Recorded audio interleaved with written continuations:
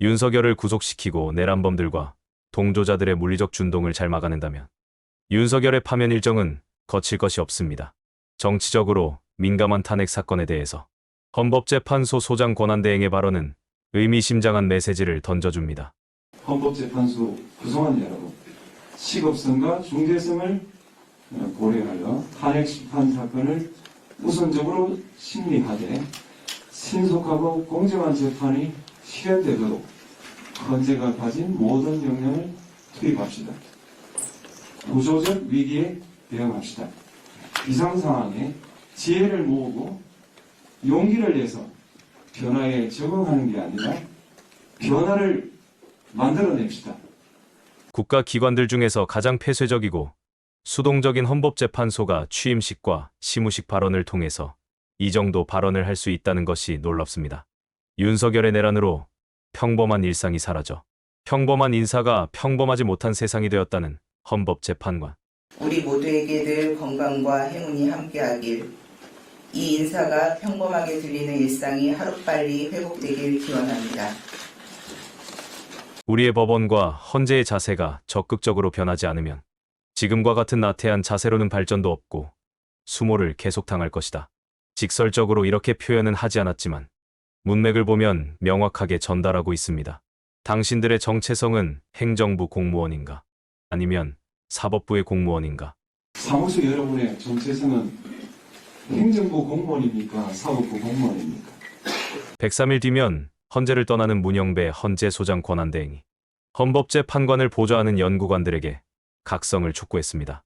아무리 민감한 사건이라 해도 접수되는 사건에 적극적으로 대응해라. 위헌이란 논쟁을 쉽게 할 수 있는데도 연구관들이 그리고 어느 누구도 연구보고서 착수하지 않았다면 이건 역시 제보되어야 할 것입니다. 헌법재판소 소장대행의 발언은 헌법재판소와 대법원의 정서를 반영하고 있습니다.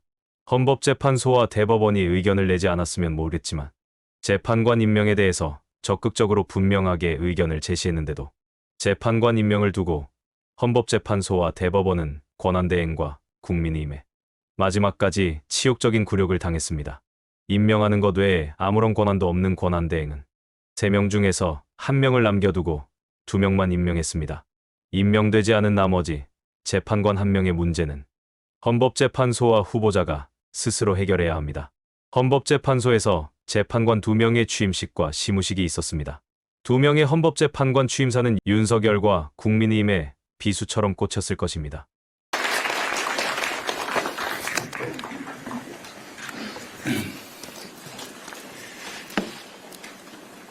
존경하고 사랑하는 헌법재판소 재판관님, 그리고 헌법재판소 가족 여러분, 국가적으로 엄중하고 비통한 시기임에도 이 자리에 참석해 주신 여러분께 깊이 감사드립니다. 저는 오늘 헌법재판소 재판관으로 새로운 출발을 하게 되었습니다. 영광스러운 자리이지만 그보다는 대한민국의 현 상황에서 헌법재판소에 대한 국민들의 시대적 요구와 헌법적 가치에 따르는 책임감과 사명감으로 마음이 무겁고 두렵기까지 합니다. 국민의힘이 추천한 조한창 헌법재판관은 국민이 요구하는 시대적 사명을 첫머리에 두었습니다. 여기에서 거론한 국민이 누구인지는 이어지는 취임사에서 알 수 있습니다.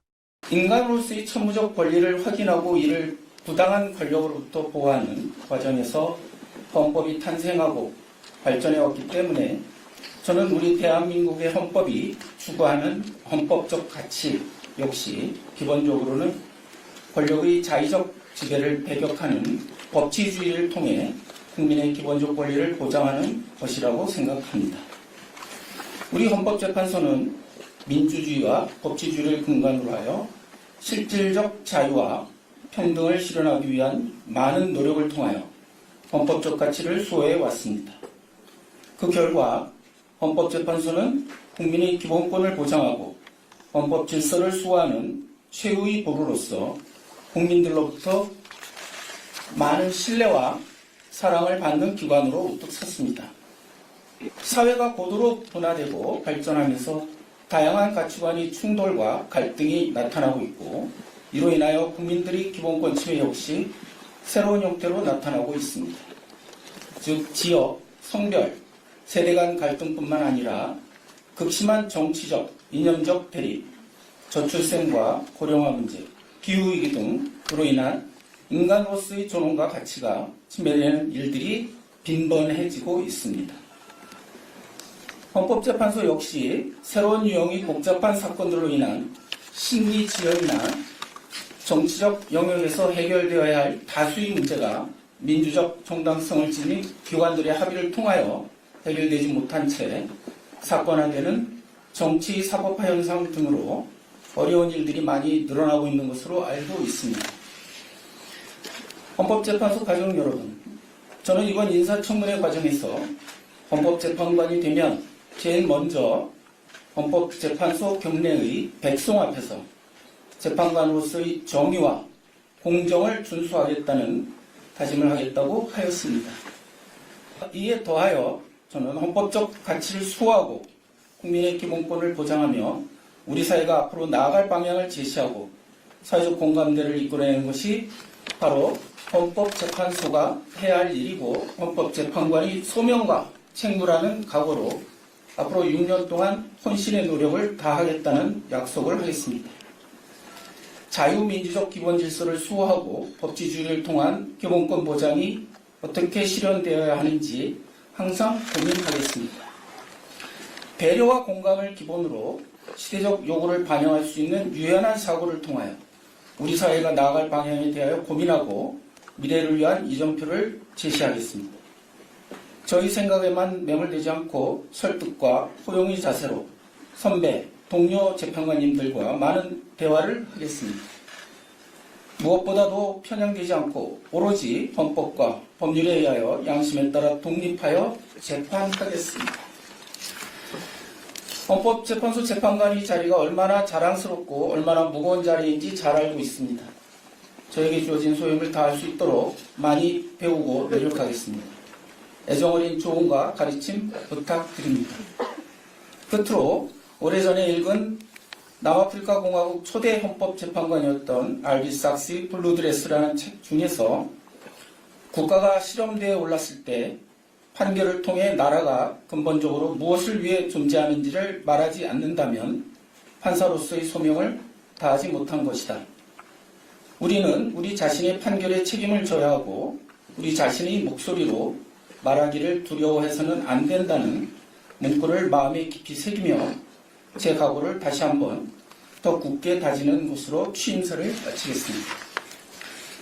이러한 제 스스로의 다짐의 자리에 함께 해주신 여러분께 다시 한번 감사드립니다. 감사합니다.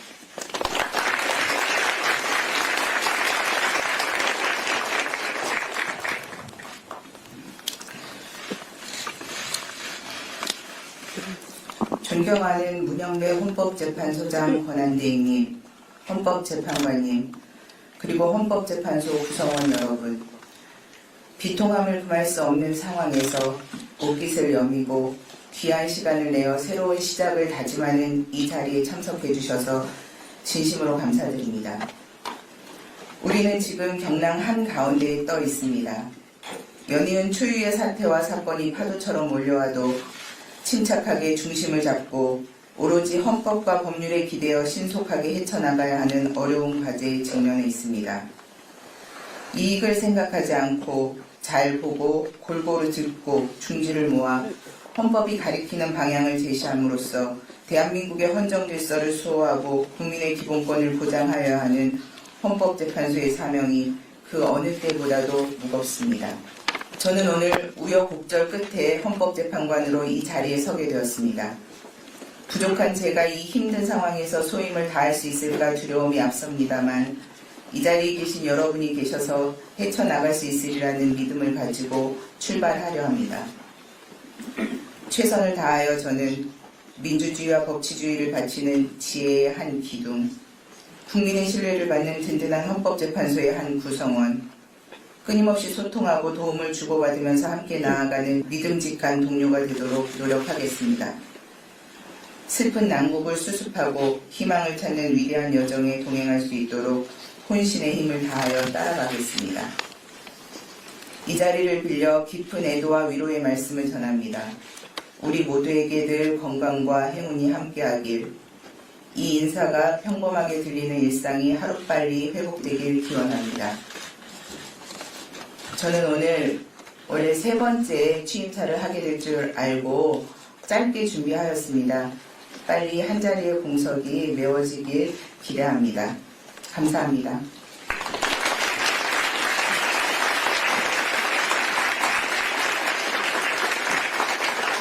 운영배 헌재소장 권한대행은 신속한 탄핵 심판을 말하며 신년식 인사를 끝냈습니다.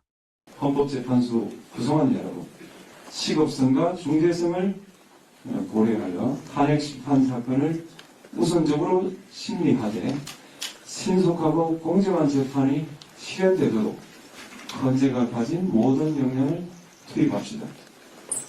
구조적 위기에 대응합시다. 비상상황에 지혜를 모으고 용기를 내서 변화에 적응하는 게 아니라 변화를 만들어냅시다. 새해 복 많이 받으십시오.